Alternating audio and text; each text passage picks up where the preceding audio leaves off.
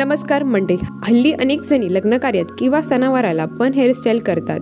मोठ्या सणाला पारंपरिक वेशभूषा केल्यावर हेअरबन किंवा अंबाडा छानच दिसतो, पण तुमची हेअरस्टाईल इतरांपेक्षा वेगळी असावी, चार चौघात उठून दिसावी म्हणून बन हेअरस्टाईलचे किंवा अंबाड्याचे हे काही प्रकार आहे। सो व्हिडिओ शेवटपर्यंत नक्की पहा। समोरच्या बाजूने भांग पाडून दोन्ही बाजूने अशा लहान लहान मेसी वेण्या घालून केलेली मेसी बन हेअरस्टाईलही शोभून दिसते। फ्रेंच रोल तर नेहमीच लोकप्रिय आहे आणि शिवाय तो दिसतोही छान। बघा, घागरा लेंगा घालणार असाल तर अशी हेअरस्टाईलही करू शकता। शिवाय लहान मुलांसाठीही असा हेअरबन छान दिसेल। समोरच्या बाजूने केस थोडे थोडे स्प्लिट करायचे आणि मागे त्यांचा अंबाडा घालायचा। कधीतरी अशी हेअरस्टाईलही करून पहा। साडीवर असा पारंपरिक पद्धतीने मानेच्या थोड्यासा वर घातलेला अंबाडा आणि त्यावर माळलेला गजरा छान दिसतो।